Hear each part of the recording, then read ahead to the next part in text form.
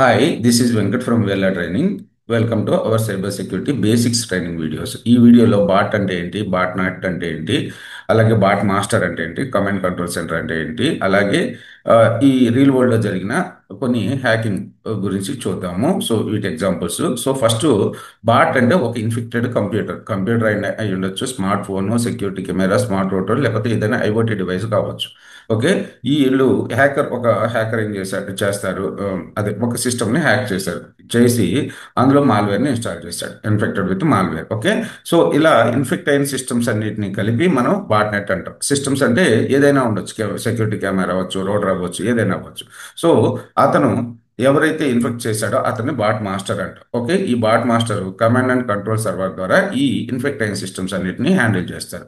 So ఎలా hack చేస్తారు, ఏం ఏం జరుగుతుంది, ఇక్కడ మనకి రియల్ వరల్డ్ లో జరిగిన రెండు ఎగ్జాంపుల్స్ చూద్దాం. ఒకవేళ మీ సిస్టమ్ కానీ హ్యాక్ అయింది అనుకోండి, హ్యాక్ అయితే మీకు పెద్ద ఎఫెక్ట్ ఏం తెలియదు. అంటే మీ అది హ్యాక్ చేశారనుకో, మనం యాక్చువల్గా మన సిస్టమ్ పర్ఫార్మెన్స్ కొద్దిగా తగ్గిపోతూ ఉంటుంది. ఓకే, స్లోగా ఉంటుంది మీ సిస్టమ్.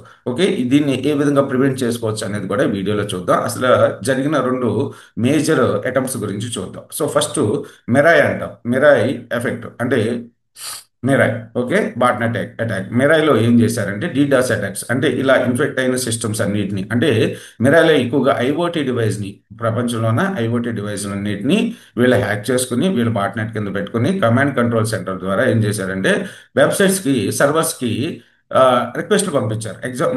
నార్మల్గా ఏం జరుగుతుంది, మనం ఒక అమెజాన్ సైట్ని ఓపెన్ చేసాం అనుకోండి, లేకపోతే ట్విట్టర్ని ఓపెన్ చేసాం. ట్విట్టర్ ఎక్కడైతే ఉందో ఆ సర్వర్లోకి రిక్వెస్ట్ వెళ్ళి మనకి ట్విట్టర్ వెబ్సైట్ అనేది మన బ్రౌజర్లో లోడ్ అవుతుంది. ఓకే, అంటే ఇక్కడ ఫస్ట్ రిక్వెస్ట్ వెళ్తుంది కదా, వీళ్ళ ఐఓటీ డివైస్ ద్వారా ఆ సర్వర్కి సో మెనీ ఇన్ఫెక్టెడ్ అయిన ఐఓటీ డివైజెస్ నుంచి సో మెనీ రిక్వెస్ట్లు పంపించారు.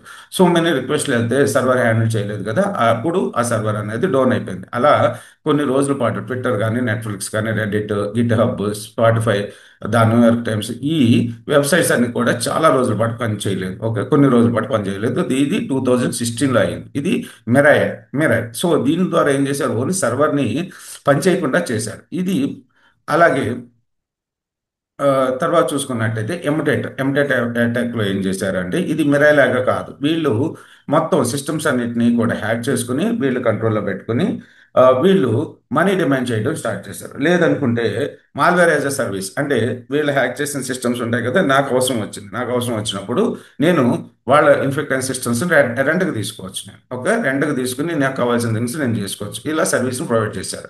ఓకే, తర్వాత దీని మీద